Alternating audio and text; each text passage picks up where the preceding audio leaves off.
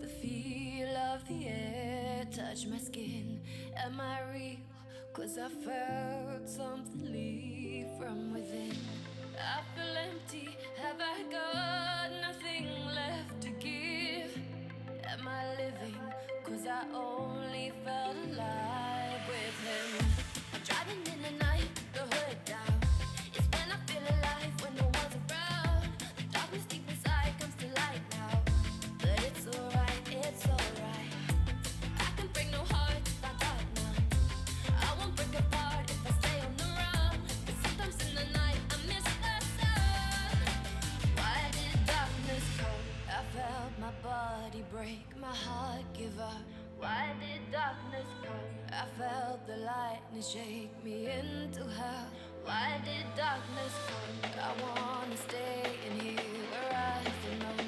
Why did darkness come? Something keeps waking me up. Why did darkness come?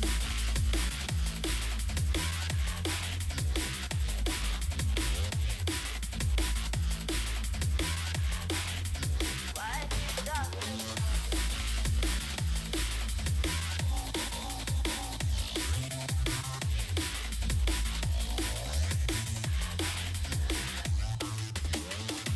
I remember. Am I real? I feel empty. Have I got nothing left to give? Am I living? 'Cause I only felt alive with him. I'm driving in the night, the hood down. It's when I feel alive, when no one's around. The darkness deep inside comes to light now. But it's alright, it's alright. I can break no heart if I got none. I won't break apart if I stay on the run. But sometimes in the night I miss the sun. Why did darkness come? I felt my body break, my heart give up. Why did darkness come? I felt the lightning shake me into hell. Why did darkness come? I wanna stay in here where I belong. Why did darkness come? Something keeps waking me up. All right, guys. Well, welcome to another game, Season 7, Week 5 of Mercury Conference. We have Vortex versus Big Black Clocks. I almost said it wrong there, but I caught myself in time. We do have, these are two playoff seeds, guys that are in contention. This is obviously going to be a big factor in playoff contention to see who's going to be the number one seed out of Mercury Conference. So we are in picks and bans here. We already see a Zoe and a Kha'Zix band away on both sides here. So we will see. Big Black Clocks are a little bit of a higher seed right now, but obviously if Vortex is able to pull off the win, they would obviously move up significantly in the standing. So pretty big match. I'm pretty excited about this matchup. How about you, Escapist?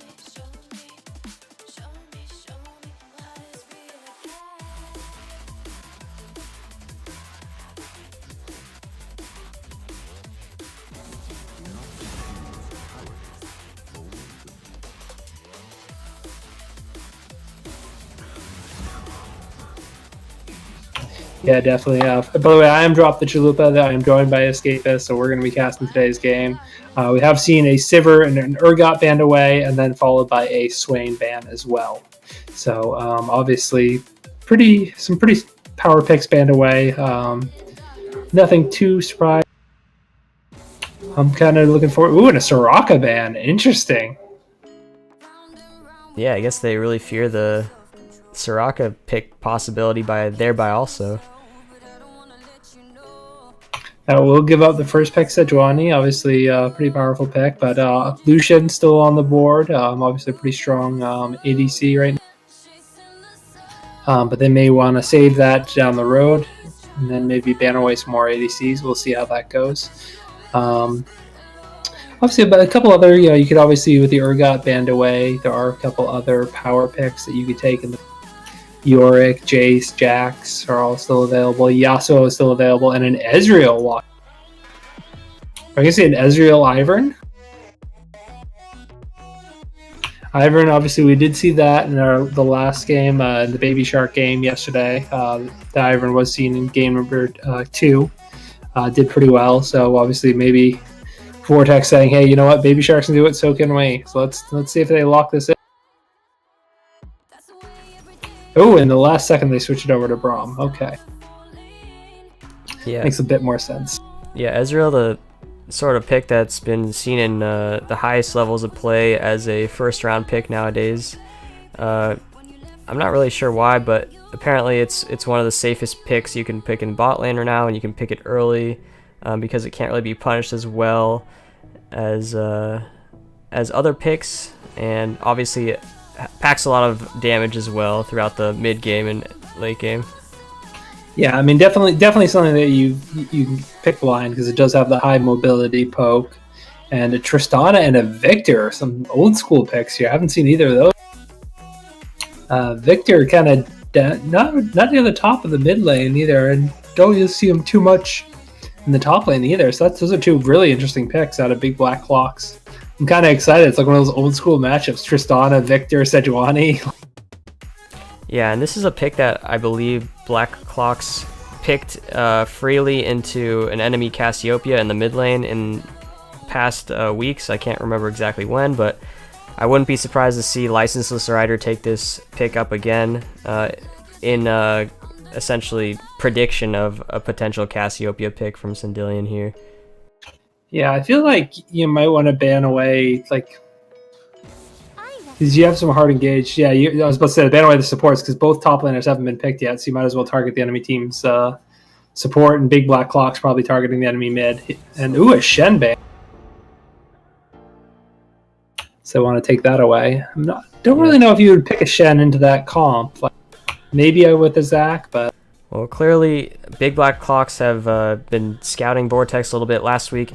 Kurama played Shen in their series last week, and he had a pretty good job of it against the enemy Urgot, I believe it was. Or I think it might have even been a Jax, but taking that off the table, maybe opening up the chance to pick a Jax themselves. Yeah, and there we go, an Alistair ban and a Cassiopeia ban. Okay, so obviously Vortex trying to pinch the support pool a little bit, and Big Black Clocks just banning some picks they just don't want to face against them.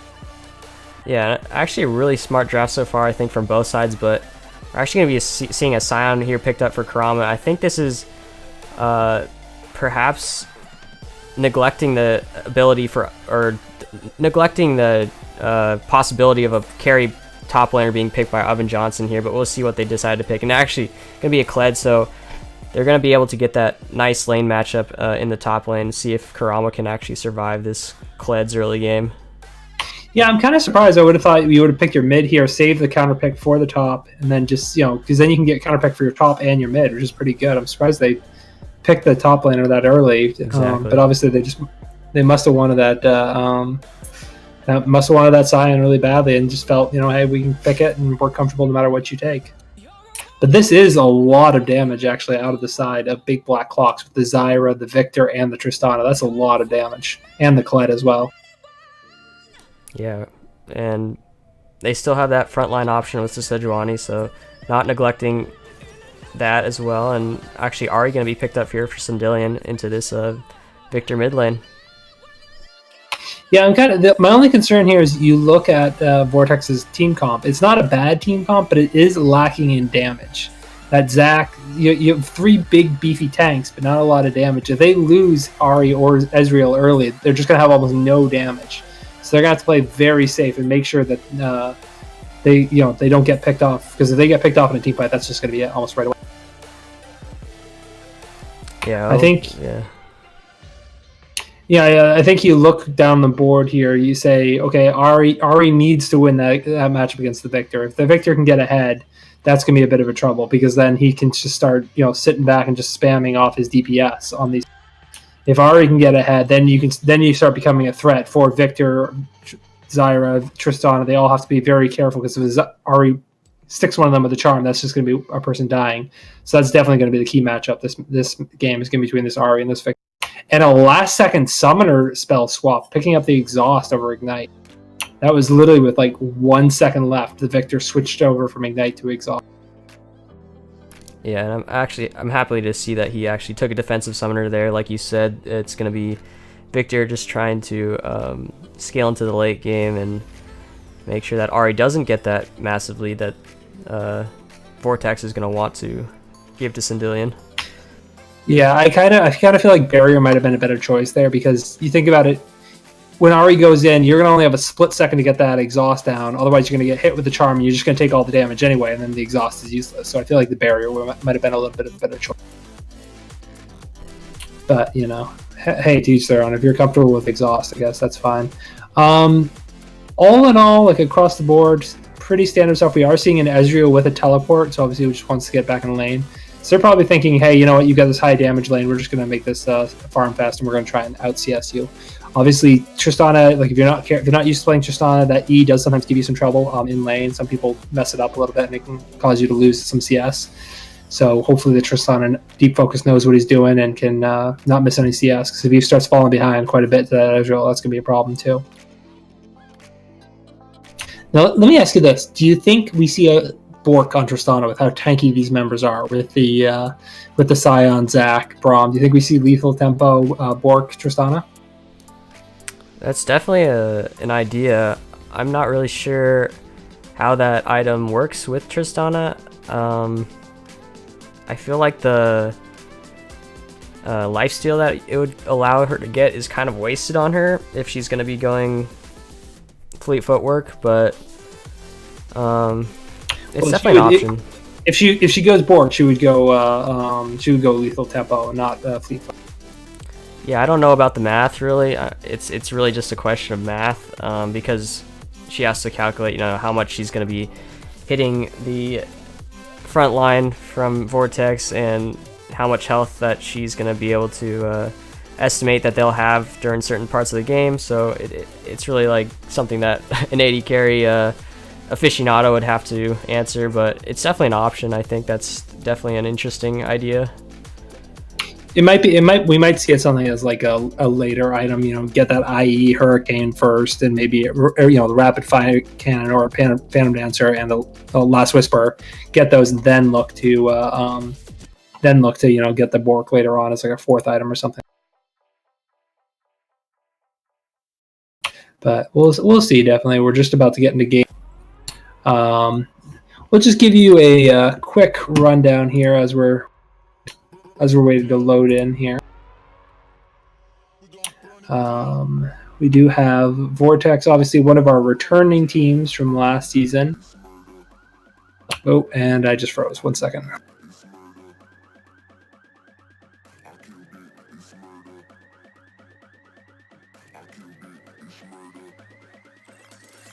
Okay, there we go. Okay, sorry about that. So we do see Kurama is plat 4 in the top lane, Loker D5, Sindillion D4, Dismantle D3, and Alaskan Bullworm is plat 5. For Big Black Clocks, we have a D4 top laner in Oven Johnson, Platinum 4 Jungle in Your Only Chance, License Rider in mid at D5, Deep Focus is plat 2, and thereby also is all the support at plat 2 as well. So they should be the big mismatches are going to be in the top lane, plat 4 versus D4, and then down bot we have a plat 2 ADC versus ADC. And they're both kind of D5, D4 mid laners. So it's going to be those are going to be the two big mismatches. We are loading in here. And we have seen that Tristana has gone press the attack versus we're not seeing lethal tempo or fleet. Could go either way. Okay, she's going to take press the attack. So yeah, that definitely opens up her options. Okay, we were I thought we weren't going to load in there for a second. I was like, we went into game, but none of the characters were loaded in. I was trying to figure out what was going on. Yeah, it's definitely scary loading in with that much of a pause. And we see a glacial augment on this Ari as well. And aftershock on the Zac. So doing a little bit more, little less damage and a little bit more CC and survivability. Yeah, and actually, Yeah, Vortex coming into the top lane here as 5, looking for potentially a pick onto the Kled here. Let's see if it gets them a summoner spell at least. Oven Johnson, let's see. He has taken his first level up in terms of skill point into Bear Trap on a rope, so he doesn't have an escape available to him, but looks like Vortex is actually just going to recall here. Not going to give up any vision on their bot side. Not that they know of any location of big black clocks, but it is going to allow them to take over their side of the jungle on the bot side. I mean, I get the looking for the invade, but I think if you're going to go, you need to like be a little bit more definitive, try and establish that, and then curve into the blue side jungle for the enemy team. But you know, hey, no harm, no foul. You didn't lose anything, didn't cost you anything. So at the end of the day, nothing gained.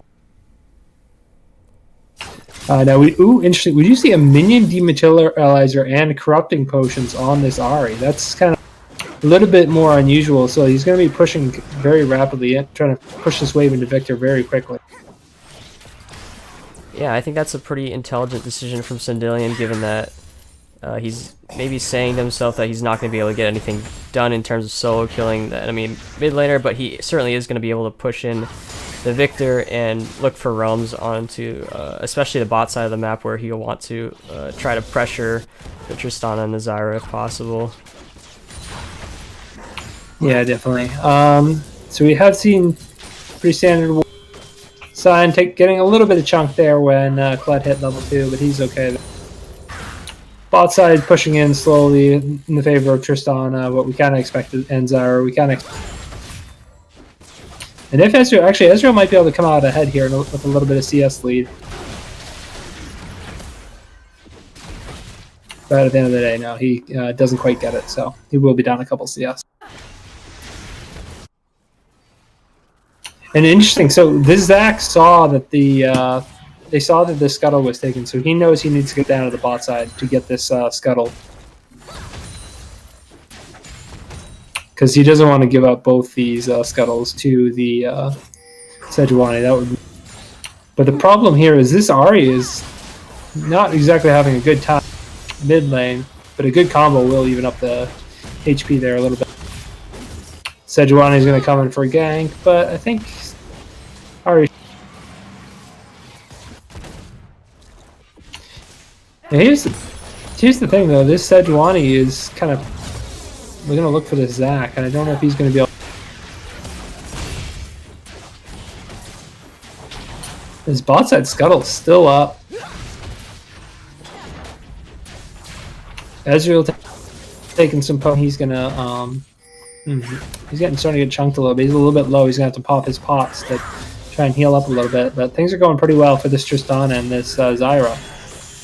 So they definitely need to try and stable this a little bit, because you should, when you're the more talented lineup on the bot side, you don't want to be losing this.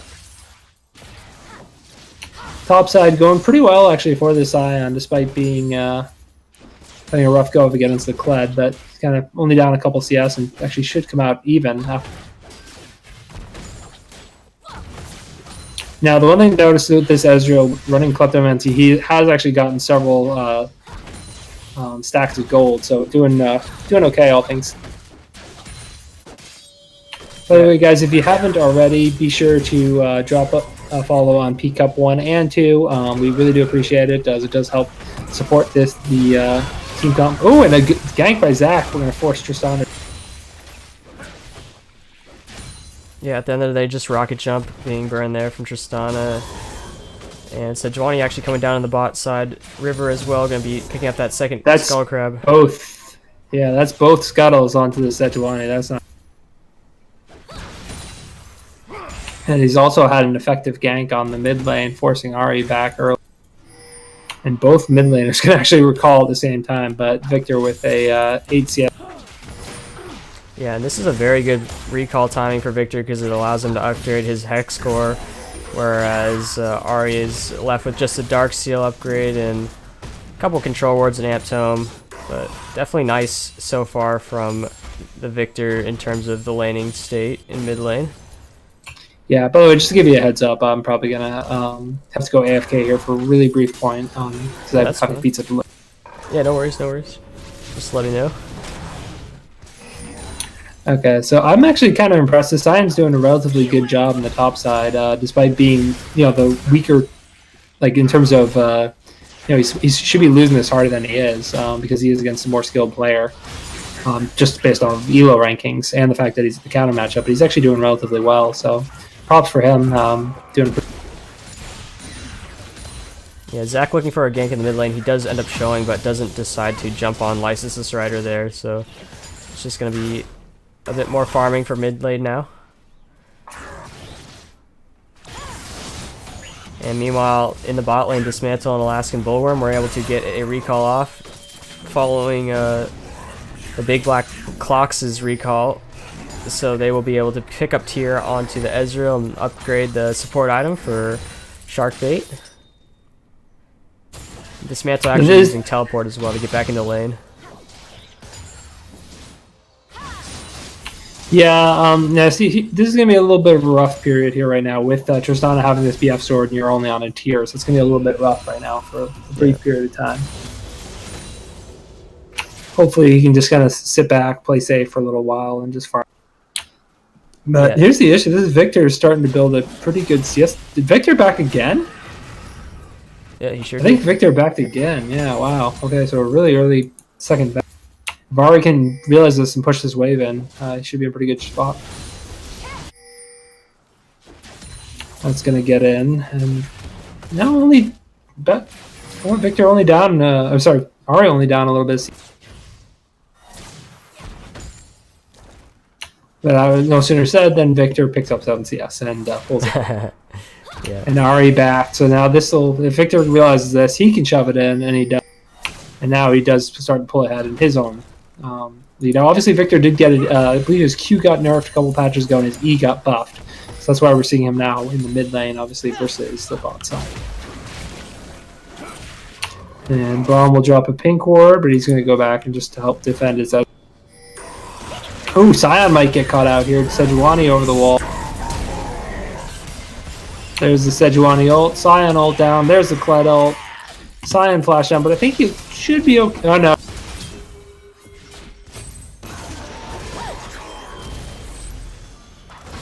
It looked like for a little bit he was going to be okay, but unfortunately he did what I do and tried to ult out and got body blocked. Yeah, nice job there by Oven Johnson to body block him, prevent that unstoppable onslaught from getting the Sion out of the way. Now we have a bit of a... Yeah, I feel like... I was going to say, he got a little bit greedy. He was trying not to blow the flash and thought the ult might be enough and ended up having to blow both and not getting out alive. If he flashed first and then ulted, he would have been fine. But I completely understand that because I have done that a number of times on Sion myself. So. Yeah, we saw a bit of sparring in the bot lane here. This is a Vortex on the side of Vortex, Ezreal and Alaskan Bullworm. They're going to have to be really careful because there is a lot of burst potential from both the Zyra and the Tristana running the press attack as well. So it's kind of a scary situation for them, but they seem to be controlling the wave quite well, and they actually managed to push it in there despite the fact that I think Tristana and Zyra should have the huge advantage in terms of an all-in at this moment. Yeah, definitely. I mean, just looking at the items, you'd say they should have a definite advantage. I mean, you want to see them go on somebody here, at least just to chunk them at the very least. You know what I mean? Instead of just playing safe and trying to. Because late game, you don't want to get into this late game where this Ezreal has all these items and isn't being. Yeah, and actually Victor was able to spot out the Zac in mid lane, so this could be them looking for an opportunity here, knowing that Zac isn't around, but they aren't quite able to get the engage there. Sejuani coming down in the mid lane, or into the bot lane actually. Maybe looking for a gank onto the bot lane. He'll be spotted out by this ward. Now here's the issue. Look at the gold difference here. We're almost 1.5k gold difference. Actually, we are 1.5k gold difference. With only 1 kill on the board, so that's not a good sign. Big Black Clocks definitely pushing people. Yep, definitely playing intelligently to their, pushing their laning advantages to their advantage for sure. Zac will at least get the scuttle, and I'm not quite sure how the Rift just randomly aggroed there. That's kind of strange. Because Zach was nowhere near it and somehow got aggroed. Ari's going to be going on. Ari's dead. Oh no, Ari will get away. And but the Zach comes in and will finish off the victor. That was actually a really good counter again. Going to pull the Sejuani back in. Sejuani might be interesting. But the minions will force that to back up. Down the bot side here, Braum getting kind of chunked out a little bit. But they do get a little bit of damage back off on this Trisana, so good.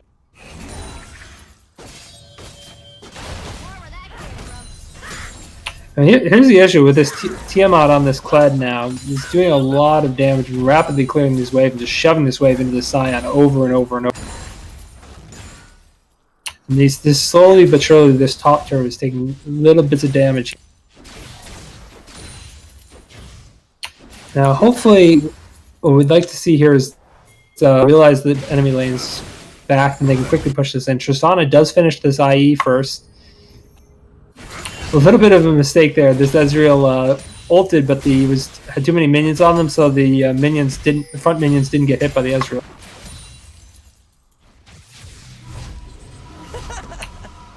This man Hassan ain't had practice. He ain't ready. Oh wow. So who hasn't had practice here? I don't see anyone under the name of Hassan. We'll see Kled coming up here to the top side. Sign looks like he has stabilized a little bit after giving up that all that plating and giving up a number of gold and plating.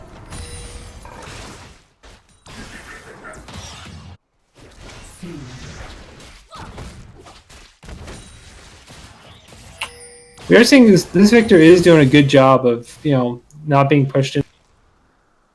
Really keeping this Ari pushed in, not so Ari can't run. Kind of a little bit nervous out of this because this Ari can't get ahead. This is.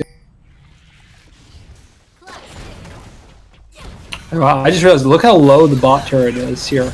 This turret may go down, right? I didn't even realize that. That's all the platings. That's why this gold lead is so big. This Tristana is just taking all these platings, and that's first turret gold as well. Oh, and a great Scion ult. And they're gonna give the gold over to Scion. That was really good. Usually, a lot of Scions have trouble landing that. And all three of them are gonna go after this Kled. They might be able to pick up Kled as well. Big Black Clocks will counter with a Mountain Dragon here.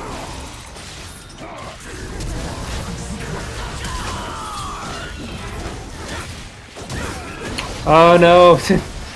Ari did not know that the Kled ult makes the Kled unstoppable. So he landed the charm, but it wasn't able to. So they will head to Rift. It looks like here because they know Sejuani wasn't the. They hope we'll try and take that down to counteract the dragon. Yeah, she did a pretty good job there. I was gonna say pretty good job there, Vortex, turning that around. On that dive, they gave up the first turret gold, but they said, it's fine. We can get some kills to counteract that, and we'll get Rift up. Yeah, she did manage to just hit the charm at least for the damage. Not sure if she really meant to get the charm off, but thankfully Loker flashing forward there does manage to interrupt the Kled's ultimate and hold him into place. Yeah, definitely a pretty solid job there. I do wonder if you lane swap and send this Ezreal and the Braum top, and actually looks like that's what they're going to do, because as I would say, you really don't want to leave that Ezreal Braum without a trap. Scion obviously can ult out if need be. Yeah, definitely. But, the one downside was both those kills went to the Scion and not the Ahri, so that's not the greatest. You would have liked to have gotten those kills on that Ahri and powered up.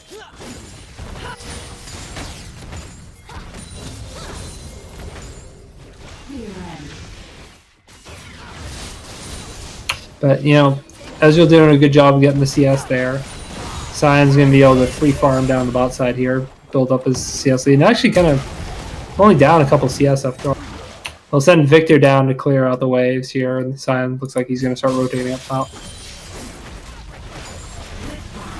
But you know, this top turret also is very in danger of dying. I think you... Damn, Big Black Clocks. I send the Tristan and the Zyra up there. Just take that turret, and then you can focus on the mid lane. Alright, looks like we're going to have a fight there. Sion... Ooh, great combo onto the Tristan, and Tristan is just going to die. That's another kill onto this Sion. Zyra goes down. They're going to turn on to Sejuani. Sejuani's going to try... Oh, great charm by this Ahri. And that's going to be a dead... Wow, great fight there by Vortex. Gobbling up a whole bunch of kills. They need to send one person back just to stop Victor, but now they can pop the ref. They're going to take this mid.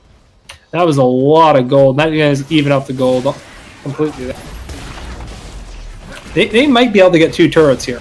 They might be able to do it if they're quick enough. If they can pull off both there, that's going to be a huge gold. Don't know. I think might not be able to kill it. I think they're just going to be able to get some damage.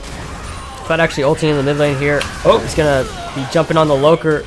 The turret goes down actually, but concussive blows is going to deter him from going any further. Loker actually gets out with his passive. Defocus does take him down though, and we're going to see Vortex trying to disengage this. Concussive blows actually 4th proc, not going to be able to hit, and Aubin Johnson does get away with air. Stun actually goes down onto Alaskan Bullworm. He's going to be taken out. That's 2-0 now for the side of Big Black Clock. So well done there to prevent any more turret loss. A little bit greedy. Yeah. I think there's a combo. They might be able to get some damage down here, but are able to just Kled remounts, but Ezreal's here. That should force them off. Yeah, I think they would have been fine. Ooh, they almost take down Tristana, the combo there. Good job by Ahri. I think they would have been fine had they just said... Oh my god. Ezreal just barely... I think what happened there is... Like, they thought they could get it and get out, and they just didn't respect the Kled ult, and like... I think it would have been safer just to back out a little bit sooner and just said, hey, you know what, we can come back and finish this off at a later time. Because you just gave up a whole bunch of gold, plus... You'd evened up the gold, you actually pulled slightly ahead, and now you're right back being down 1.5k gold again. This Sion is just being a beast with 3 kills and 2 assists. Definitely going to be very tanky. Yeah. But I will say Big Black Clocks, look at the kill distribution. Just everything very balanced out. So doing a good job there. So it's not like one person that they can just focus out. And that turret in the mid lane actually did not end up going down. I believe that it might have been a bug actually. It showed that on the top side of the screen that said the turret had fallen, but maybe it was actually not the case. Yeah, as we said, but Ezreal doing a good job getting some poke down there.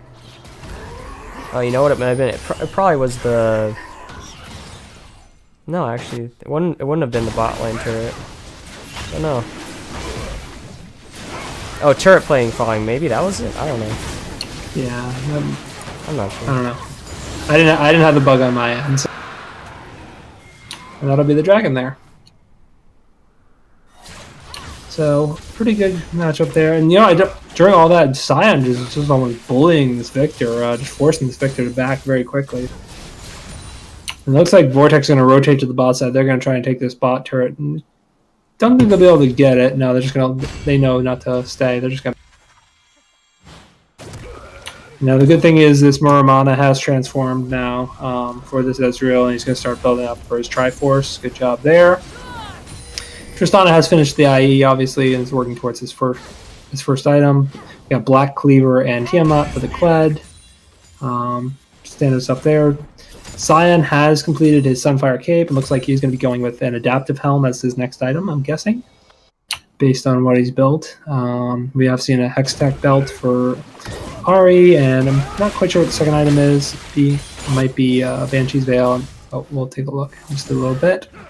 But all in all, pretty standard stuff as we're just kind of waiting for this mid-game lull that was kind of emblematic of the patch right now that we're on. Yeah, nothing really at the moment to fight over except for Vision and maybe actually the top lane outer turrets, which it looks like both teams want to play around. Now, here's the thing. Ooh, good job chunking the Sejuani a little bit. Cyan does not have teleport here, so he's going to have to back to get into this lane if they want to try and save it. And I think they're going to have to do. Because Cyan's not going to. There's just so much damage with just the 4v5. Cyan actually coming in here now with the unstoppable onslaught. Oh, Sandillion gonna just barely squeak out there alive. License the slider taking really low. Flash Karama going forward trying to get the Victor, but he's gonna be able to get out alive. On the back line we see Kled taking out Loker there, and Karama is gonna go down here as well. Shutdown Gold going over to Oven Johnson, so it's gonna be at the end of the day just a 1 for 3 here, going in favor of Big Black Clocks. 1 for 4 actually. Because that's rough. What happened there is just that Cyan was trying to be a little bit greedy, didn't respect the fact that he didn't have teleport. They saw the collapse, couldn't get out of there in time. By the time Cyan got to lane, you'd already lost the Zac, and you lost the Zac, lost the Braum, and Ezreal was low. Just a little bit of a miscommunication there, unfortunately. Yeah, thankfully Cyan was able to get there from his recall, but not having that teleport definitely hurt them there. Pretty good engage by Loker to at least salvage the fight, bring Kled into the back line, and with a nice combo charm down from Sandillion, but definitely in favor of Big Black Clocks. Braum might be in trouble here as well. He does have the support of Scion here, so he will be able to get away. Grasping Root's actually going to land onto Karama, but he's quite tanky at the moment. Does have that adaptive helm now. We're going to see a push here with the health bars in the advantage of Big Black Clocks, though. They do have a bit of a vision advantage as well. In top lane, Charm lands onto Your Only Chance, but he does have that passive available. Loker maybe looking for a charge into the mid lane here, but he's going to not pop that elastic slingshot in the end. I think I'm about 1 second behind you no matter what I do. I seem to just keep lagging out.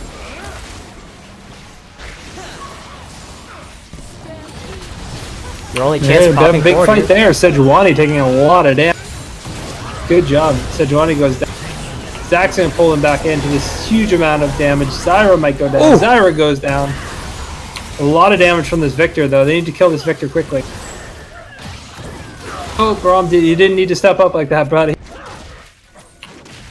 So they lose Braum, but they take out 3 members. That'll be a good side. A bit of a bloodbath this game already. 19 kills in 23. And the biggest question I have is where's my pizza right now? Because it says it's here already, and it's not here. I'm very disappointed. I'm looking at the Domino's pizza tracker, and it says that it's here, so I'm very upset.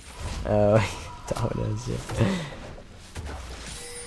But definitely really well fought out there from Vortex. I think that Big Black Clocks handshook on that fight because they thought that fighting in that chokehold would be good for their Zyra and Victor, but in the end it was the Sejuani jumping forward, not having the passive available, actually had it popped earlier on, so she just melted in the front line, combined with the concussive blows of Braum. So, and in the end it just kind of started out the fight with a 4v5 and went into Vortex's advantage there.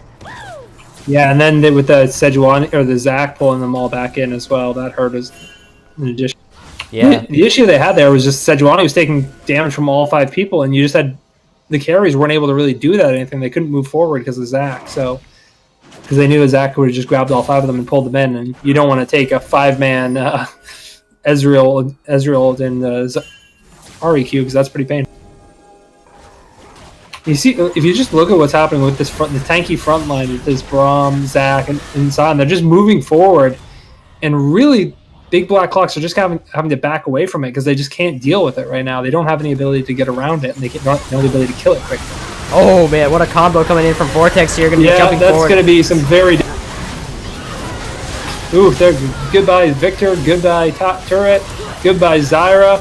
Everybody's dying. Goodbye Kled. Sejuani, the last one left, in a pretty rough shape. He's going to take down, probably going to die. There's the charm. Maybe, nope. Yep, they got him. And that's an ace. They don't think they'll be able to end the game, but they should be able to get both Nexus turrets, I think. Yeah, it's really close. Zyra should be able to respawn as well as Licenses Rider. But Baron is on the table, so that's definitely a nice objective if they want to go for that. Yeah, it looks like they're just going to take the inhib, and then they're going to say, you know what, we'll deal with the inhib, the Nexus turrets later. We're just going to go. Yeah, that fight essentially being set up by Sandillion with a nice charm from the Ahri, walking down mid lane there, and a lack of vision in the mid lane because they didn't have a minion wave for big black clocks. And here's the issue: the last one to die was the Sejuani, so Sejuani's got to come all the way to base. Yeah, so they got to hurry because Sejuani's not going to be able to get a steal. They either got to go for a team fight or they got to go for. Oh! Just turn on Victor again. Victor actually doing a ton of damage though this time before he goes down. That did not go the way they wanted to. No. They might get Victor. They're gonna have to back out. This is, you know, it's like every time you think Vortex has got it, they find a way to throw. I don't think they realized they had the vision. I don't know why they peeled off so quickly. I think they could have just turned and burned it down a little bit faster. But Ezreal does not have Bork going with this double tier build, so just didn't quite have the damage. Sandillion being forced to flash out of the way here, does get the charm down on Zyra, but this is Lokra looking for another way out here, but is he going to get out? Nope, that's passive being popped there. He should be going down here, so another pick going over to Big Black Clocks. Super minions in the base. Super minions in the base. They got the Zac. Someone's going to have to back here to deal with these super. Seems to be under control at the moment, though, and that is Lokra being dead for the next 30 seconds, so Big Black Clock's trying to burst down this Baron as quickly as possible. Will dismantle an Alaskan Burworm be able to disrupt this Baron? Is the question. Baron being taken down 2k health here. Ezreal going to ult on into the pit, but it's not going to be a steal, and Alvin Johnson actually secures it for his side. Sion TP'd into the base. Sion TP'd into the base. He's going to go try and end. They're going to try and use Ahri and Ezreal to stop any back. They're not going to find it, though, as Victor gets the recall off. That's going to be another issue. They might get Kled here. I think they're going to get Kled on the backside. Looks like, yep. So, not the end of the world. They can now, without Kled, obviously, that's going to be a major part of their team fight. They can actually get some gold here. They're going to send Ezreal to the top side. They're going to take down this turret. And then they can also look for this ocean drone. You know, just again, it's just this back and forth game. Every time we think Vortex is pulling ahead about the seize control, they find a way to throw. And then when it looks like Big Black Clocks are about to regain the lead, then Vortex finds a way to crawl back in. It's back and forth gaming right now. So it looks like Zac should be able to take this without too much contention. No wards or anything around there, so they don't know if this is going on. And Sion and Ahri will get there before Tristan and Victor. So Archangel staff has been built for the Ezreal with the second tier, and it looks like we're going to see a QSS. Sion looks like he's going with his Stoneplate Gargoyles to start getting really tanky. And it looks like Ahri, I think that's going to be a death cap that he's building now. We have seen a Spear of Shojin on the Kled. Black Cleaver's done. Tiamat still being in the process. I think that's going to become a Titanic Hydra that's going to turn into. We've seen the double crit items, and looks like we might see a fight here in the mid lane in just a bit. Big Black Clock's trying to use this Baron buff to try and push down, but obviously they are fighting super minions going against that. Going in, he's going to get some damage down. Sejuani just getting chunked. I think Sejuani might go down here. Great combo. There goes Sejuani. They're going to turn. This is a very chaotic fight. It looks like Victor's about to die down. He's going to pull in Tristana. Tristana goes down. They're going to turn. They're going to try and turn on this Kled. Kled's looking to get away, but I don't think he's going to get to. Because there's just 5 people chasing him. That should be game with this inhib down. It might respawn, but I don't think so. Yeah, clean ace for Vortex there. No, Zyra's still up, but I don't think Zyra's going to be able to stop it, even with this Morello.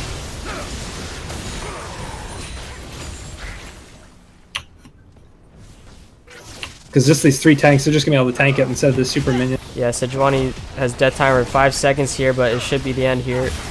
Yeah, that should be game 1.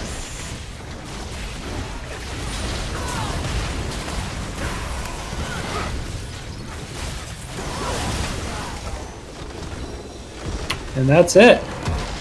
So we're gonna head to game 2.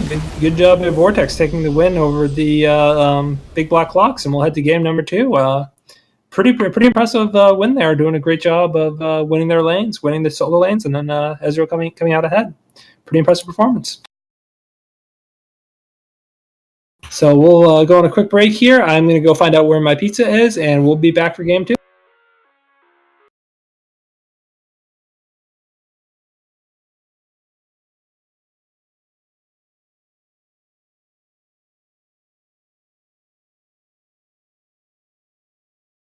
Kids screaming in the cradles, profanities. I see the world through ice covered in ink and bleach. Cross out the ones who heard my cries and watched me weep. I love everything. Fire spreading all around my room. My world's so bright, it's hard to breathe, but that's alright. Hush.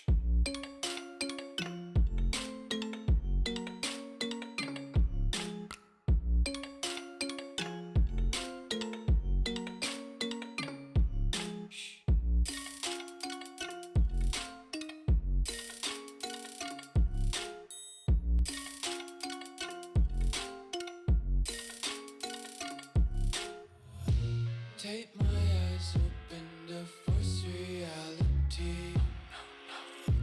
Why can't you just let me eat my weight in glee? I live inside my own world of make-believe. Kids screaming in their cradles, profanities. Some days I feel skinnier than all the other days. Sometimes I can't tell if my body belongs to me. I love everything. Fire spreading all around my room.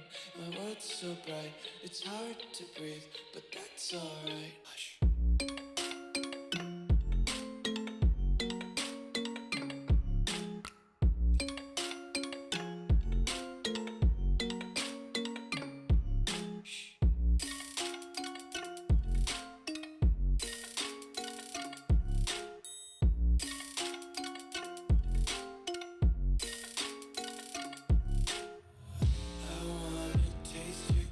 And hold your breath and feel the tension. Devils hide behind redemption. Honesty is a one-way gate to hell. I wanna taste consumption. Breathe faster to waste oxygen. Hear the children sing aloud. It's music till the wick burns out.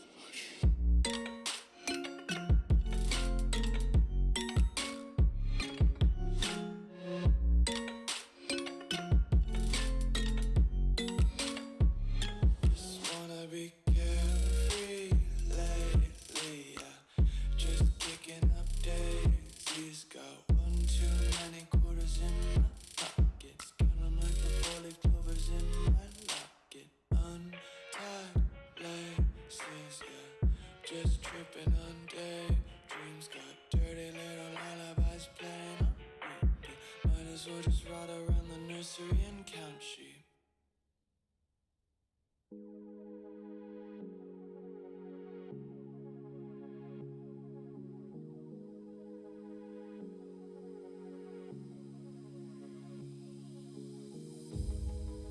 Sun is out here overseas. Dark emotions ever torn so deep, falling down through the clouds. I'm feeling you. Stay away from me. You keep haunting me.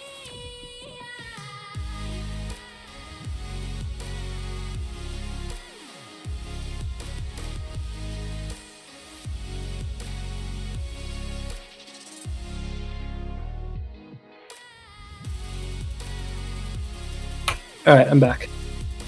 Yep, same. I've turned our voices on as well. So waiting here.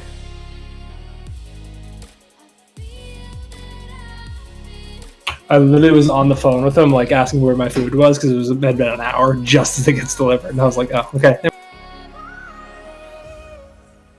But you got it? Yeah, I got it. Ooh, nice. What kind of pizza toppings? I actually didn't get pizza today. I just got stuffed cheesy bread, some chicken bites, and then some cinnamon stick things, and then Oh, all right. I've never really gotten that stuff before from Domino's. the stuffed cheesy bread's pretty good. I like it. Chicken sauce. Nice.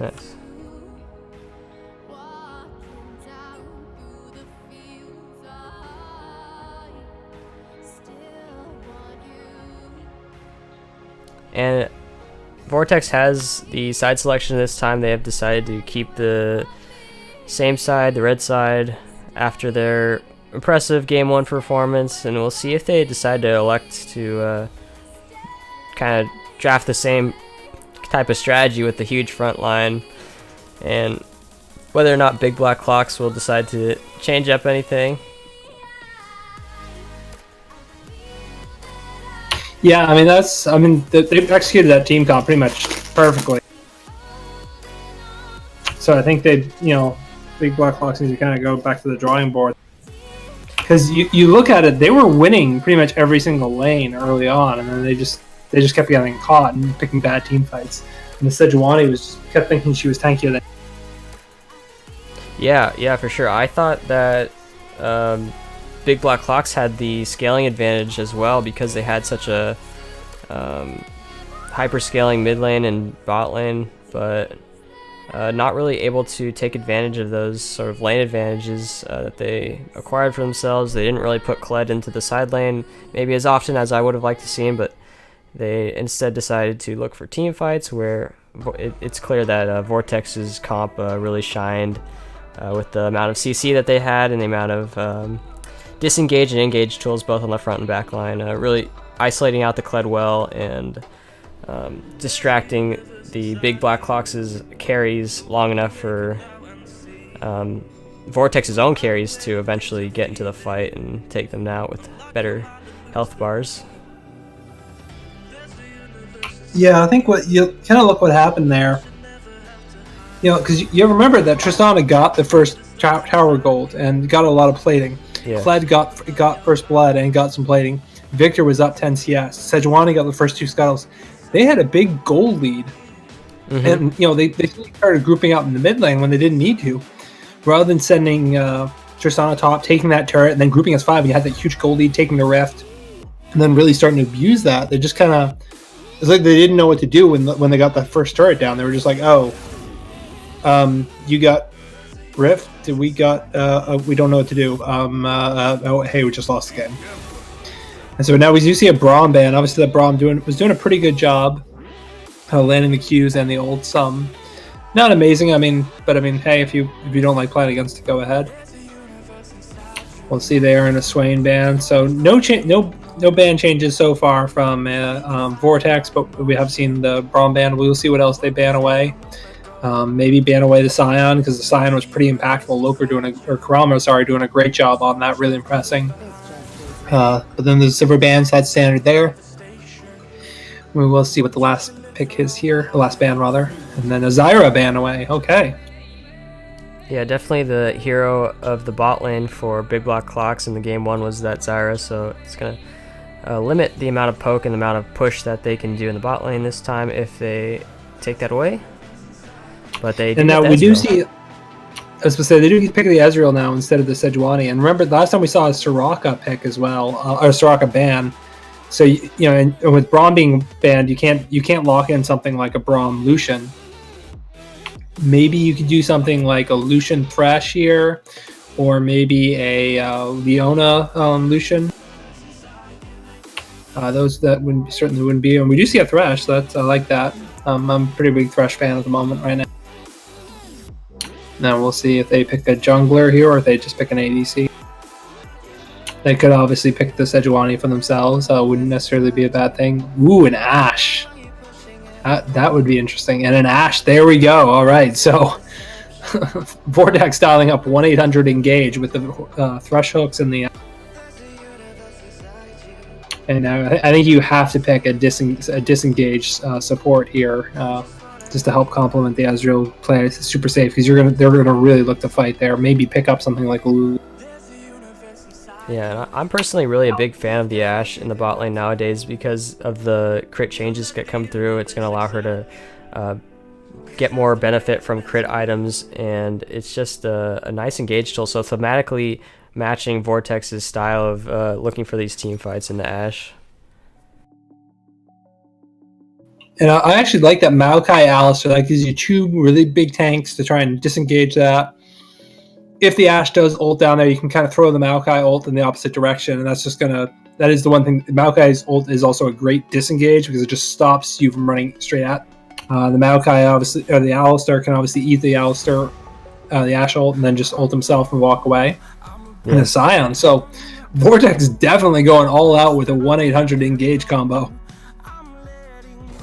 Yeah, we're seeing these two teams essentially develop a little bit of their own meta, really, with these top lane tanks that we don't normally see. So it's been interesting so far. I like the Zac ban. I think that Zac was very impactful. I think you got to get that away from Loker, because if you combo that with this Ashe, with all the engages they already have, that'd be a big issue. So I think that's a great choice to ban away. I would also like to see a Sejuani ban here. Just try and take away some of these tanky engages support. I see an Orianna ban. I think that's a good choice. So we'll see here. Do they ban the Sejuani? I'd like to see a Sejuani ban, and then maybe pick up like a Cassiopeia. Okay, never mind. They're going to ban the Cassiopeia. Yeah. So you could definitely go with that Ahri again. I think that wasn't bad, but you could also pick up the Xin Zhao, pretty solid jungler. Or you could get that Sejuani. We'll see. But they lock it in. Oh, to a Kayn. Ooh, interesting. All right. So there's something we haven't. A Kayn. Am I going to counteract that? It looks like they're going to have a release in. And so it looks like Vortex want to keep that counter pick for their mid laner. Just really let Sandillion shine. Sandillion struggled a little bit in laning phase, but had a pretty impressive, some excellent team fights, and a Rammus jungle. Interesting. And stop me if I'm wrong, Escapist, but Rammus is not a placeholder pick, correct? No, it's not, and I think it's actually quite a nice addition to this team comp here, because it is going to help deal with that Kayn. And Kayn is a big part of this comp because they don't really have a huge damage threat in the bot lane, and whatever you expect from the mid lane is also going to be, not ideal, because Cassiopeia isn't available, Victor's not available, and neither is Swain from Sandillion. So yeah. What are they going to pick here to get that big boost of damage in the mid lane? That's the question. I like that Azir pick. I think that's good, solid overall DPS that you need out of there. And we basically have two team comps that want to run at each other and smash the faces to each other. So this is going to be very, very interesting. I am really looking forward to this. Now, you do have a little bit of a damage advantage on the side of Vortex, because really all the damage is going to be out of this Azir and this Ezreal. And on the other side, you have the Kayn, the Ahri, and the Ashe. If Vortex can pick off the Ezreal or the Azir, that's basically all the damage is going to drop, especially if they can pick off the Azir. The damage is going to drop to nothing for this Vortex. So License and Deep Focus have to be very careful with their positioning. If they get caught out, you are just going to die instantly, because Vortex will have no hesitation whatsoever to drop all 5 ults on somebody to pick off the Azir or the Ezreal. Yeah, so they're going to be very, very careful. And now with this Alistar, Rammus, Maokai, they've got a very tanky lineup. So I think Ashe might want to look into the Bork Hurricane build that we see sometimes out of Ashes, even with the change. Yeah, as T-Crank says in chat here, front line of BBC will be impossible to kill. It's definitely limiting the options available for Vortex in terms of team fighting, because it's going to take so long to knock down that front line. it's kind of taking away Vortex's favored win condition, which is usually through the 5v5 as well. So I really like the draft from Big Black Clocks. Yeah. Now here's the thing to just notice. Remember though, if Cyan is ulting, that will destroy. Basically, he'll trample over the Maokai ult and to engage. And Alistair can't. Alistair can't go in to try and disrupt the defenses. He has to stay. He has to stay near the Ezreal and the Azir to deal with the Kayn. So he has to stay to help peel in that regard. So he won't be in the front line. I think actually, it sort of just comes down to how they can juggle the Kayn. If they want to keep the Rammus in the back line to help with the Ezreal, then that's an option. They're always going to have that Azir wall to push the Kayn away and make his job even harder. And Ezreal probably going to think about opting into an Iceborne Gauntlet build here just to deny Kayn even more of an assassination potential. It really limits Kayn's ability to do much of anything this game, so it's going to be a really tough job for Loker. He's going to have to look for these kills early and often and try to get out of the laning phase with a massive advantage, I think. Yeah, to be honest, I would almost like to see Vortex try and do a 1-3-1, force the Maokai and the Azir into side lanes, and then just say, hey, you know what, we'll take your Arcane, Ashe, Thresh against your Rammus, Ezreal, Alistair.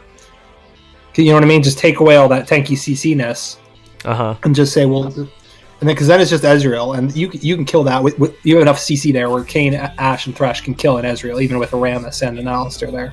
So I think Vortex almost wants to try and 1-3-1 against this team comp. Well, it's Big Black Clocks almost do want to. It's like the reverse. They almost do want to just group up and force you to team fight. Yeah, definitely. And if Vortex is able to get the vision advantage, then obviously face checking an Ashe and an RE charm is going to be incredibly hard for BBC. If you run into a CC chain, unless you're Alistair or Maokai, you're just going to die instantly because you have just 3 lockdown CCs and even a 4th with the Scion Q and the Scion Ultis.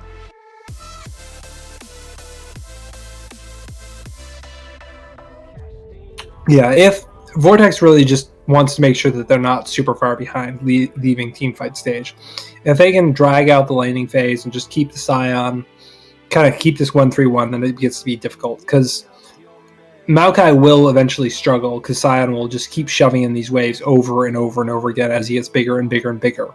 Because Scion will really just be able to free Q. There's no, just free farm. Because Maokai's not going to have kill pressure. And even if Scion, even if Rammus goes top, Scion should be fine. While Maokai does have to worry about Kayn coming top. So I think really Scion can just kind of free farm. And at the same time, if Rammus Ezreal, and Alistair trying to go in on this Ashe and Thresh, well, you can just disengage with a Ashe ult. And so I just really question, I was like, where? I think Rammus almost has to gank mid.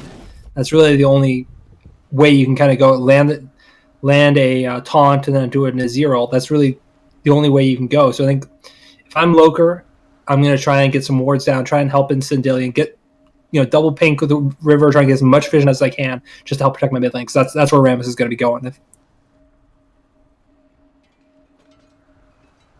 What do you think? Like, and again, Ari, by the way, going with this minion dematerializer and the glacial augments, going very heavy CC chain kind of defensive build rather than.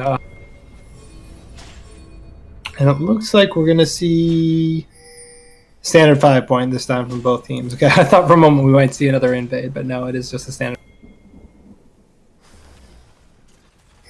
So no big surprises in terms of runes and masteries. I'm pretty sure we're going to see the Bork build out of the Ashe because he is running lethal tempo instead of like fleet footwork or press the attack. And we do see an electrocute out of the Azir. So yeah, really that was the only kind of thing that we were looking at for potential. Alistair obviously going with the Relic Shield, Thresh going with the Ancient Coin. Considered a slightly weaker build than the Relic Shield, but like it's so minor a difference that it's not. It's like I think it's only like 48 what is it, 49.5% and 50.5% or something like really. Ooh, Azir might be in a little bit of trouble here because Ari's looking to get.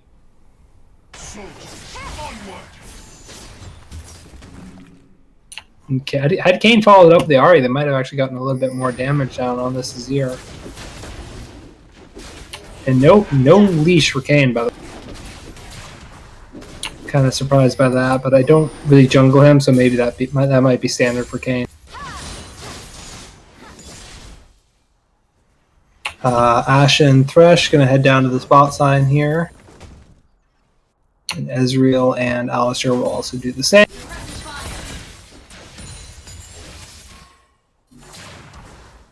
Let's see here.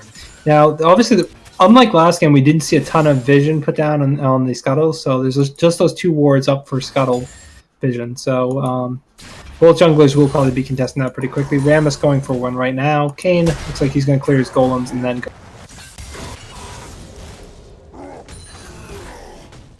Ashe and Thresh are doing a pretty good job of establishing control of the bot side. Starting to build a quick CS lead here. And they do see that Rammus has taken the spot side scuttle. It's pinged out, so Kane looks like going to go. Ooh, okay, might be in a little bit of trouble, but does see the. So they know Kane's going to go for this scuttle and just kind of trade scuttles. And is Rammus going to contest this? Rammus might try and contest this. It looks. I know, does back off and just go through wall.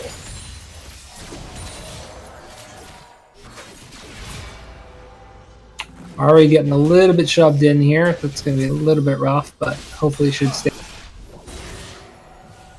And Kane looking for top again.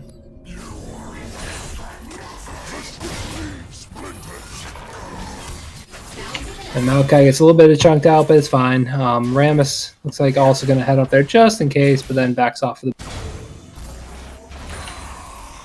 Ashe takes a little bit of poke from the Ezreal Q, farming pretty well. And Ezreal doing a good job of kind of making sure he gets the poke down on the Ashe and doesn't take any counter poke. So pretty good job there by the. Hasn't really had to pop his potions or the total biscuits or any of that stuff. Just kind of sitting back, landing his Q, just keep getting more and more items. Sion's going to teleport back to lane really quickly after backing. He does pick up a ruby crystal and a control. Does land that E down there. I think that might have been a little bit of an early back for Sion. I'm not quite sure if I agree with that. I feel like you could have just waited. There was no need to back. Wasn't any reason. You didn't really gain anything out of it. So kind of a wasted back. But the only thing I can think of is that he wanted to get back because this is going to be an Infernal Dragon first. So he might have wanted to try. Maybe what he's trying to do is get it back in, get that first item, force Maokai to back. And we have first blood on for Alistar. They're going to turn this down onto this Ezreal. This is going to be. 1 for 2. They're going to get the Ezreal. Both kills to Kane. That's really huge for Loker. They traded the first blood onto the Alistar too, so that's not no huge loss there. The Ashe does die, but like I said, they do get that kill, 2 kills to Loker, and that's huge for them powering up that Kane, which is exactly what they wanted to do and exactly what you didn't want to see if you're Big Black Claw. And really, Sion just starting to bully this Maokai around.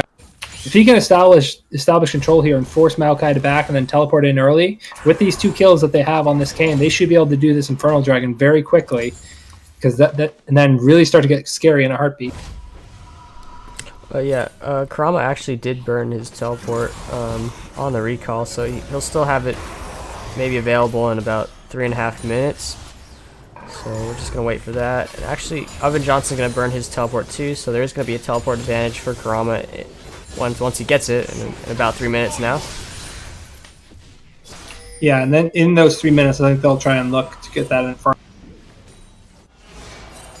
Because you look, Ari's backing now to get his items. They're all just kind of setting up for this next fight over.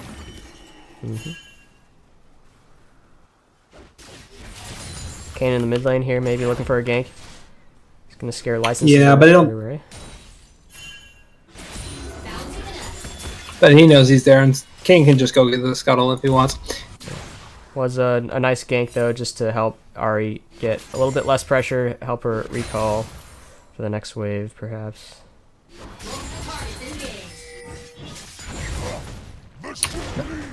Maokai going onto this. Kane's gonna get some damage down here, but Cyan is here now. Remember, Cyan isn't. Kane needs to get out of there. They're gonna take some damage. Flash forward by Ivan Johnson might get Loker. He's gonna get him shut down. Their only chance, rumbling into the top lane here with the Rammus, dropping those auto attacks, not really doing much, but they're gonna dodge out of the way there of that unstoppable onslaught. And oh, can they get him? Karama with the shield. He's walking forward, but he's gonna stay alive. A little bit of disrespect out of both top laners, each thinking that they were a little bit stronger than. Yeah. What happened there is Kane tried to hide behind the Cyan and misjudged it, and the very tail of the Maokai ult caught the Kane, and that let Maokai re-engage on the Kane. And that was what let Rammus get there in time in order to pick off the Kane. Had that been in a little bit better position, that Kane would actually live there. And that was a shutdown gold as well onto this Maokai. But we are seeing gold. Gold is about even right now. We did see Ashe getting a call, by the way, realizing that, Ezreal doesn't need to rush an item early on because Ezreal's going to get tier, so just trying to stay even with this Ezreal in terms of gold. Both mid laners have completed their lost chapters. Standard stuff there. It looks like Cyan again going with trying to get this early adaptive helm to help deal with it. Azir. And Azir again establishing a little bit of a CS lead, which is kind of surprising because it looks like this is the second game in a row that we've seen License Rider opening up CS leads over Sindillion, despite Sindillion being a slightly higher rank, but not drastic. I think it's like D5 versus D4. Kane sees Maokai coming for him again, doesn't want anything to do. Remembers what happens last time. Cyan will push this wave in here. And actually, Maokai's going to have to hurry back to get into... And Cyan's teleport should be up in just a little bit here, so if they want, they can start setting up. You see Scuttle up in a little bit. If they can get 6 on Ashe and Thresh, they'll be in pretty good shape for this dragon. There's 6 on Ashe. Kane's coming down, and we're about to see a fight. They do get a lot of damage on this Alistair. In fact, very low. Oh, they're gonna. Oh god, they get the kill there. Ari needs to get there in a hurry to back up Kane, but I think Kane's gonna go down. They're gonna try and get on this. Zier's gonna just barely get. And Cyan and Maokai just haven't went into it. The big difference is here, Ezreal is still on the bot side. He was able to just sit there and fight. So they got another kill onto this Kane. But had they just backed off there, they might have been able to do the dragon because Alistair would have had to break. But they blew everything to try and get the kill, and unfortunately Kane died as a result. It's a little bit greedy there by Vortex. The important thing, though, is Vortex, Cyan, Karama did not blow teleport there, which is huge. So if you want to do a fight now, you want to do it right now whilst you have the advantage, because Ivan Johnson will have his teleport coming up shortly. So you need to start setting up for it right now. Yeah, Karama actually didn't have his teleport available there, but now he does, so definitely a good window of opportunity here for Vortex. And yeah, they're going to get this teleport down on the bot side. They need, or this back on Ashe and crash it. They need to back and then head straight to Dragon here before, because Alvin Johnson's teleport will be up.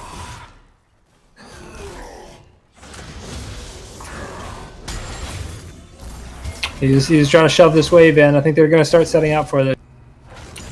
Kane's waiting, trying to get this Ahri over to get the blue over to R. He is taking a lot of damage from it, though.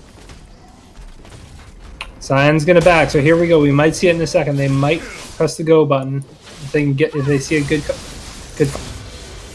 And it looks like Kane's starting to head down towards the dragon. It looks like, yeah, Cyan's just walking back. He looks like they're going to delay this fight a little bit here. And shoving this bot side. Ashe is got a Bilgewater Cutlass, starting to build up for that. Rammus is in the bot side looking for. Ooh, flash forward from thereby also. Now they're going to get the taunt onto the Yeah, Ashe here. that's The a Spans bad- looking to fall. But they do get the counter pick. They get the counter kill on the Azir, which is huge. They can actually send Kane down to the bot side here. If Kane can get a, if Thresh can land a good hook, they might be able to kill somebody here. Oh, taunt landing on Needle. the last one forward here. He's going to get dropped. That is a pretty But Rammus tanky- took. Oh no, that's not good. That's great Ashe ult. Loker Kane's still in trouble. That Ashe ult actually saved him because I think Kane would have died there had that Ashe ult not come down. They wouldn't have gotten the count. Yeah, for sure. That would have been Dragon as well. Well, yeah, I guess they could. Because they could have just had they could have had Alistair tank it and then just have kind of Rammus sitting there for this. With Kane down, there's no threat. Kane and Thresh back down. Yeah. there's all these pings on the Infernal Dragon. Each team wants this Infernal Dragon really badly, but Definitely.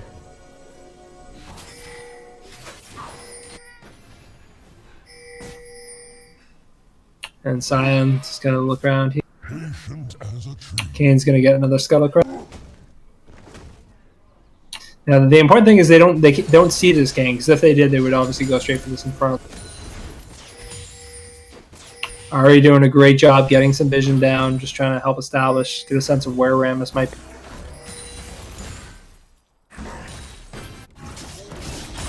Kane's just going to take his own red. Ooh, Thresh might be in a little bit of trouble here, but nope, does Rammus's power wheel does. And they're going to start clearing out vision on this dragon. They need to call Kane down here pretty. Ooh, Ari gets comboed. Does dodge the charm, or the taunt, which is huge. And Kane's going to rotate down here as well. Ashe and Thresh getting priority on the bot side. Going to try and push this in pretty. So much vision Plating here. will fall. So much vision for black clocks, though. Yeah, it is a lot, but they're not quite able to. They're not able to take the dragon. That's the issue. But they are doing a good job of control.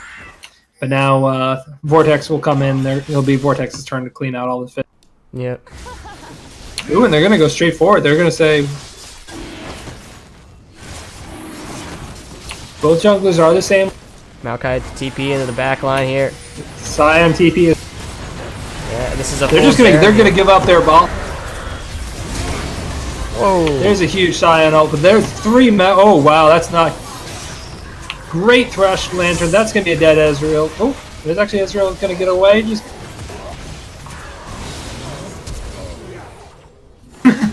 they tried to go for that. Unfortunately, you can't eat a Kane ult, and that's a 5-man ace plus the Infernal Dragon.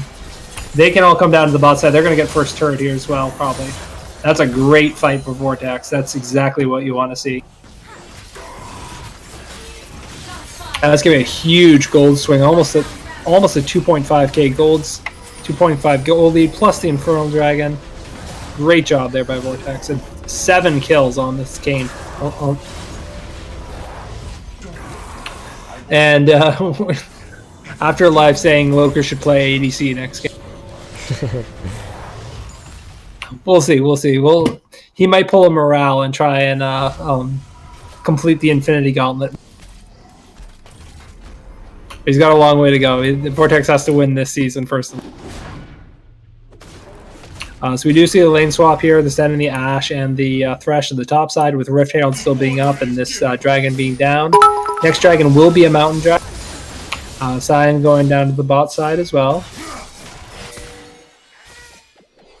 Ari gets a little bit chunked, but not too bad. And I think they need to send this Ezreal and Alistair back up there, because this Maokai is not going to be able to deal with this Ashe and this. Because they're actually establishing vision. They're looking for this blue buff.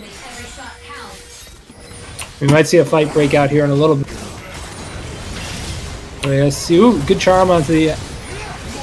Ari taking a lot of damage. Kane's in a little bit of trouble, but our Azir goes down. They're going to force this off.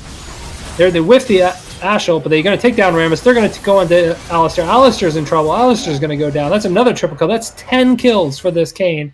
This is going to be Rift Herald. Ash is already starting it up. The rotation there. Scion's is free farming in the bot lane. Ezreal's had to go to the mid. And things are just falling apart for Big Black Clocks very rapidly. Yeah, you can see the synergy now being developed by Sindillion and Loker just completely melting through Licenseless Rider and focusing their attention onto thereby also and finally taking down the Rammus there, your only chance, and just really good job there. All 3 kills going over to Loker as well, even though I think they split the damage quite evenly amongst themselves. Yeah, definitely. And they realized that Azir was the one that had to be the carry, and they're doing a great job of shutting down this Azir and just saying, no, you're not going to be able to carry it. We know you're the DPS threat.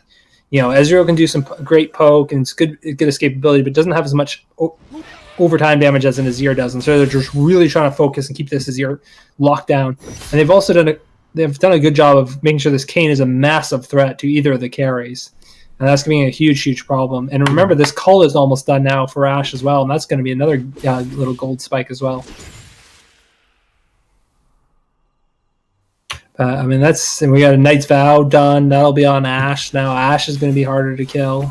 They still got the Rift Herald. They can group down mid if they want to, and just further grow this gold lead. They're sending. Looks like they're just going to keep Ashe and Thresh in the mid lane.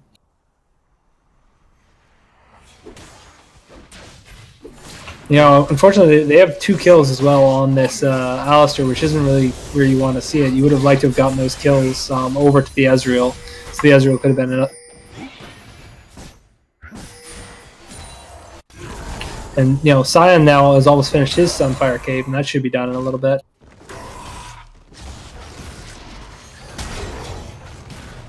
You look at it and say, well, how do you win this? Yeah, Maokai can kind of hold his own against the Scion in the 1v1, but this Kayn will just, anybody that this Kayn goes on will just instantly kill you. And every single member of the other team, this Ahri and this Ashe is deadly, and they're going to whiff the Ashe ult, unfortunately. They're going to get a little bit of damage on them. And so that ult's not going to do anything. They're going to target Rammus, though Rammus is going to... They're just so far ahead that it almost can't be touched. Kane's going to back off a little bit. I think it's going to pop the rift.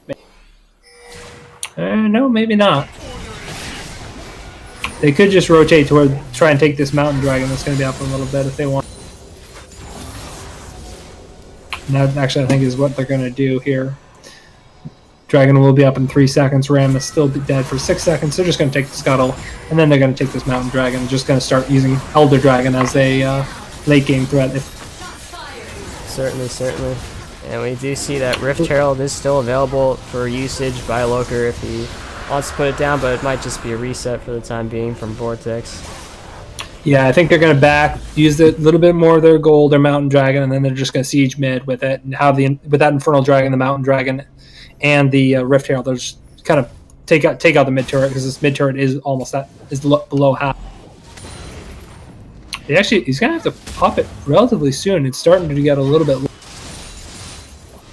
And it looks like they're just going to split up again. They're going to send Scion to the bot lane, Ashe back up to the top lane. So, maybe not. And look at the amount of magic resist, by the way, that this Scion is building. He's just complete disrespect for this Ezreal. It says, you know what, I don't even need to build armor right now. I'm just going to keep building magic resist. Since Maokai and Azir are just going to be able to do nothing at all. And okay, so Kayn, I'm getting a little bit nervous about this Eye of the Herald here. It's getting very, very low. I don't know if he's just going to head top and pop it here, but I think actually that's what he's going to... Yeah, there we go. Okay, he's going to pop it top. Thresh is going to be there. Ahri's going to... Ezreal very low. Ezreal goes down. Alistair goes down. This Rift slams into the turret. They're going to take this turret down, then they're just going to continue down. The bot side, Rammus and Azir are trying to counter with the mid turret. I don't think that's the right call, because you're just going to keep losing turrets here. And 4 plus Rift is going to take a turret with an Infernal Mountain. It's going to take it way faster than you're going to be able to do. And they didn't even get the mid turret. They're going to lose an inhib turret. They're going to lose an inhib turret off of this. Maybe even the inhib as well. Things are just falling apart for Big Black Clocks here.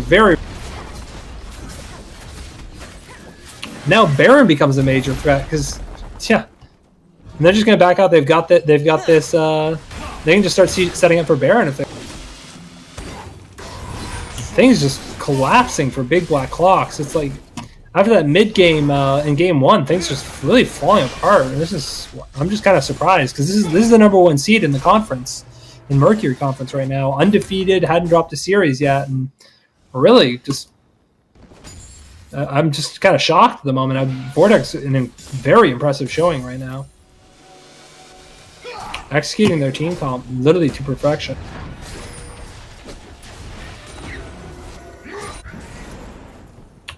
And the question is, how do you stop this now? Because they can just keep doing this.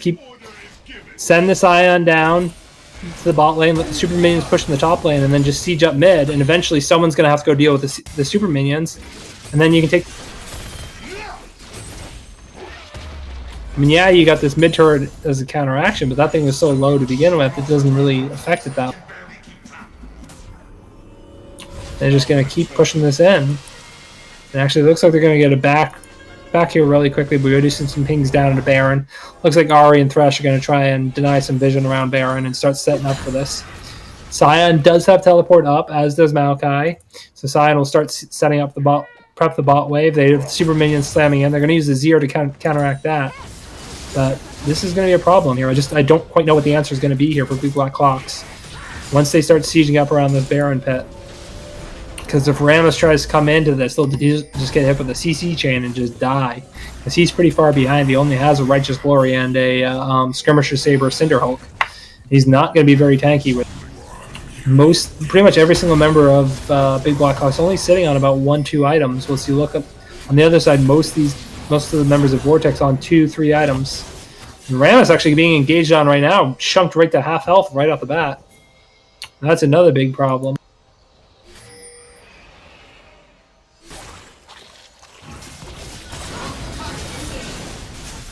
It looks like here we go. They're going to start up Baron. Oh no, Ash, don't take that. So they know they're on there. They're going to try and get in there, but the problem is they've got great vision of it. And they just killed this thing pretty quickly. Fresh steps. Yeah, they're waiting for Ash to go. Oh, they're going to catch out Ezreal. Ezreal's going to just get caught out. He's going to get melted. Alistar's going to get melted. Rammus is getting destroyed. And it's just all going so wrong. There goes down Ezreal. They can almost just turn. Maokai's just the last one left here. And he's just getting it seated. And it's another clean. Oh no, Thresh goes down. They deny the clean ace, but they can just quickly turn back onto this Baron. Though I think they could have just ended it. I don't know why they're doing Baron. They could have just ended with these super minions. They could just go, but apparently they want to play it a little bit safer. They're going to call Sion to them. He's going to try and get there. We do see another Infernal Dragon. They might be sending Sion to this Infernal Dragon. I think that's what they're going to do. Nope, Sion's going to go for the mid turret. But I think the Vortex is just going to back. They're going to set up, take this Infernal Dragon. They're taking all these turrets. They've got a huge gold lead now here, almost 10k gold. And I don't see a way back into this for Big Black Hawks, unfortunately. I think this is probably going to be game here, especially once they take this second Infernal Dragon. Yeah, that was a scenario where Big Black Clocks are so far behind that they really just have to play it more patiently and maybe hope for a Rammus steal if possible, but they can't be sacrificing their entire lineup there to go for that steal, and it costs them dearly with the Baron and a lot of gold going over to Vortex as well, so they are really super powered right now, and it's going to be really even more difficult for BBC to stop this push. Yeah. And Ash is going tank killer with this Hurricane Bork and an Executioner's Calling. And, you know, we saw in that fight there, Rammus was trying to 1v1 Ash and losing. In the meantime, they just blew up Ezreal and Alistar. You reach a pack on this Ahri. This Ahri does get out, though. I mean, that's the issue. Even despite all that, they got the perfect combination on this Ahri. Did a ton of damage, and it still wasn't enough. You're gonna see they're gonna engage on this Kayn. The Kayn's gonna be there. There's just no damage. There's no damage here right now to speak of. And just one after another, these members of Big Black Hawks are falling down. Alistar goes down. Ezreal's in trouble. Ezreal's probably gonna die here very shortly. Ash picks. And they're gonna lose more. They got super minions in the base. They're gonna lose another inhib turret here. And Vortex may just look to end here. They're going to teleport on there. This is going to be at least what both Nexus turrets dead. They're going to lose the middle inhib turret here in just a second. They've got regular minions. They're just going to work on the... They're going to go back to that because an inhib respawn. They're going to take that down. Looks like they're going to take the second in. The second Nexus turret has fallen. And it looks like Vortex is just going to back. They're going to regroup and just slam it down the bot side. No Nexus turrets remain. 2 inhibs have been taken now. They have tons of super minions, and they still have a bit of Baron left over. Baron has about 1/3 remaining. They should be able to get there in time to just take down a little bit of the bot turret.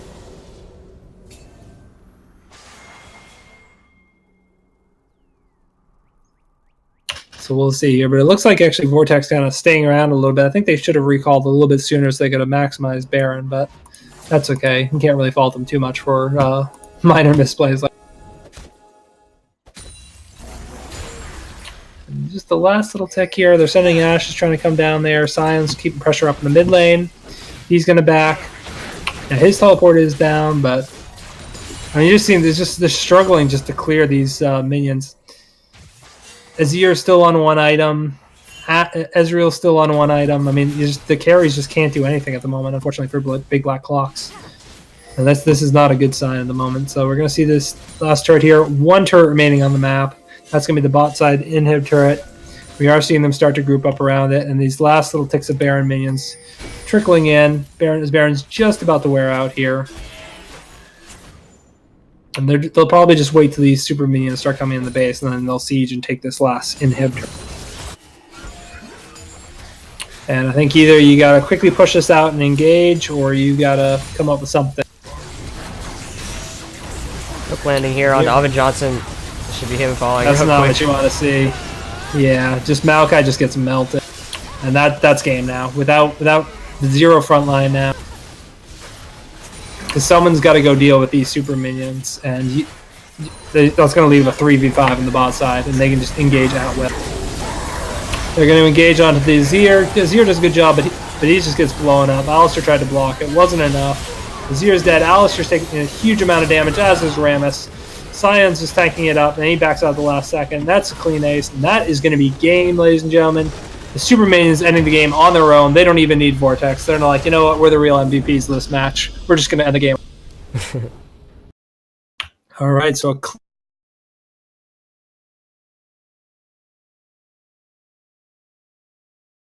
and Vortex has to be hyped because that was a pretty impressive showing by them. What did you think? Oh yeah, I was super impressed by Vortex. They played their own style to a T. Really, they really did what they wanted to do. Kind of disregarding sort of the popular picks and just played their own style. Especially playing that Glacial Augment Ahri was definitely very original, I think, at this point in the meta, and it seemed to work very well for Sindelian, kind of pulling out that pick from I would say it's probably been about 4 or 5 months since we've seen that being played a lot. And actually 2 styles as well from Loker in the jungle, playing that engage Zac jungler and then popping out with the huge carry jungler and the Kayn. So yeah, nicely done from them. All right. Well, I think we should pull in Sindelian. What are your thoughts? Yeah, Sindelian and Loker, or just Sindelian, whatever you like. Well, welcome, sir, to the we're going to interview today, if that's okay. Oh yeah, of course. So obviously you had some interesting matchups there against the Azir and the Victor. Had a little bit of a rough time early on in the laning phase because you kind of got focused, but you did a really great job of stabilizing that and just had some just really great charms there. How did you guys feel about those 2 games? I know game 1 kind of looked like it was starting to get a little bit away from you guys, but you guys stabilized, and then game 2 you guys kind of put your foot down. So what were your thinking going into the series? Did you think it was going to be a really tough matchup, or? I think it was definitely going to be harder than our previous matches. We haven't had the most difficult opponent so far, but coming into the series, I was confident we would win it. Game 1, I think, was a little awkward. We're still definitely newer to that style of play, but I think once we had it locked down, I think the exact fight that comes to mind is the one where it was at their near their blue buff, game 1, and their entire team tunneled down towards inner, and then we just glacialed and just like hit their entire team, and they just stacked and instantly all died. Yeah, I was good. I don't know if you heard us earlier, but we were really impressed because like we were not expecting a clean 2-0 out of Vortex. Like we were kind of expecting more of like a 2-1 for either side. You know what I mean? We thought both teams were kind of pretty balanced. So you guys kind of really impressed and took that down. So obviously, were you guys planning this type of team comp style, or were you guys just kind of let it evolve naturally? It's a healthy mix of both, I would say. We do a decent amount of scouting beforehand, just make sure we know what they've done in their past B Cup games, what kind of their solo queue looks like, ban out any kind of comfort picks, stuff like that, just simple stuff. And then it's also, so it's a mix of that and just going with how the champ select goes.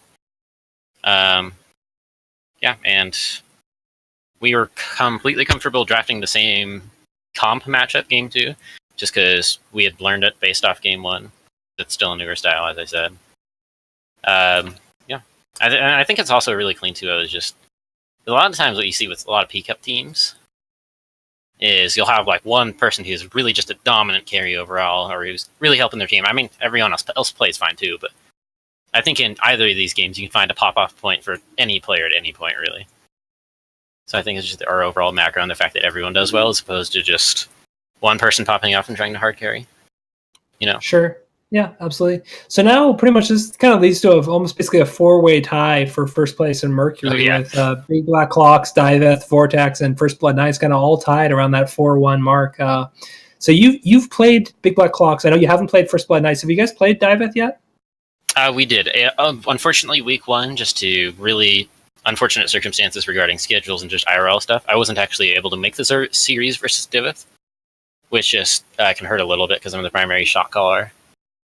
Generally speaking, and I think we weren't nearly as prepared for that week. I think if we were to face them again, it would be a much more interesting series. Sure, yeah. But, obviously, we did see some interesting matchups with that during the week 1 with First Blood Knights losing to Big Black Clocks and yourselves losing to Diveth. So obviously, some of the more interesting matchups coming up will be Diveth versus Big Black Clocks and Vortex versus First Blood Knights. So, are you guys? I was going to say. How do you guys feel you match up with the rest of the teams in the standing? Are you looking forward to it, or? Yeah, it's definitely something to look forward to. Just because originally this group didn't look like it was going to be close at all, but some of the top teams are shaking up to be pretty close together. So that's kind of nice. It's not just going to be a hard stop. I mean, there's some lower teams, but that's going to happen from time to time. On a personal level, I'm decently excited for the First Blood Knights game because their mid laner is supposed to be pretty good, from what I've heard. From a few respected minds here and there. I haven't actually seen him play yet. Yeah, he's pretty good. I'm on First Blood Knights, right? Yes. Yeah, okay, just making sure. Yeah, so we're kind of looking forward to it. We're definitely gonna. It's definitely gonna be a fun matchup. Yeah, it's gonna be a fun one for sure. Yeah, I could see either team kind of going 2-1 in that series. I think it's really gonna be a really close series. So it should be pretty.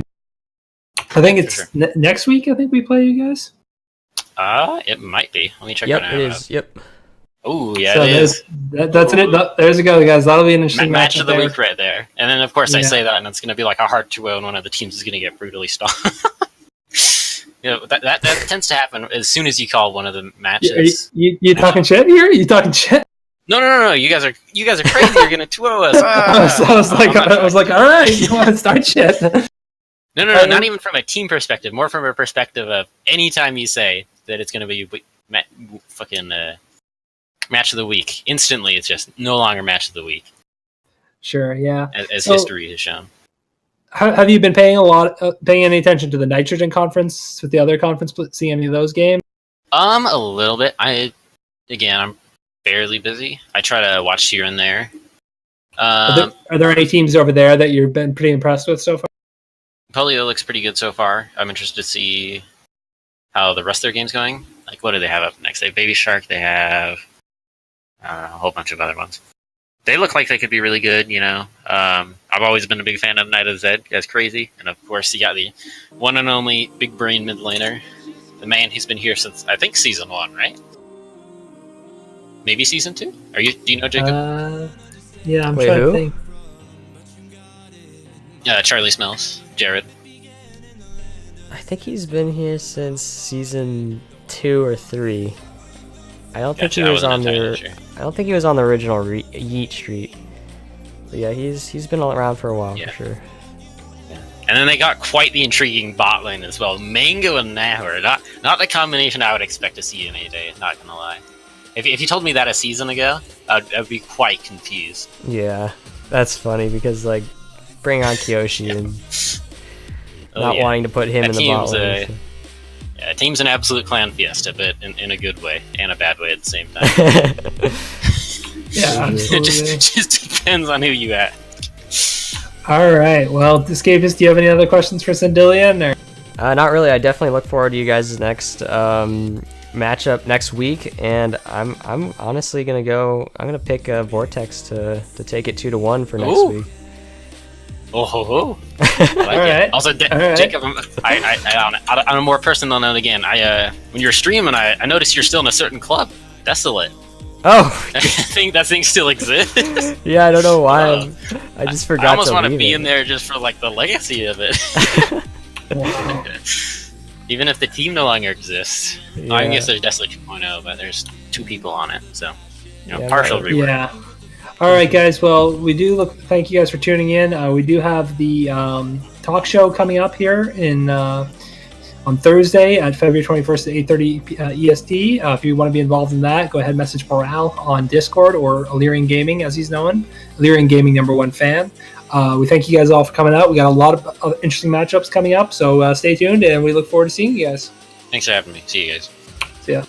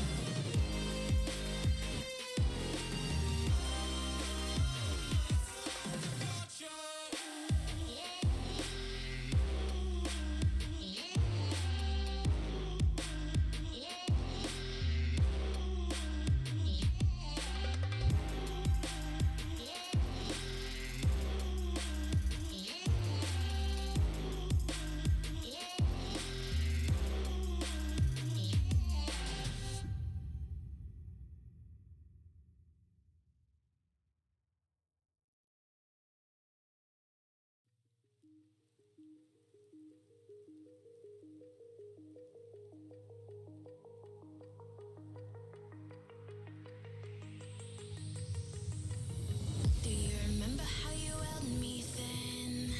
Now you got me reaching out.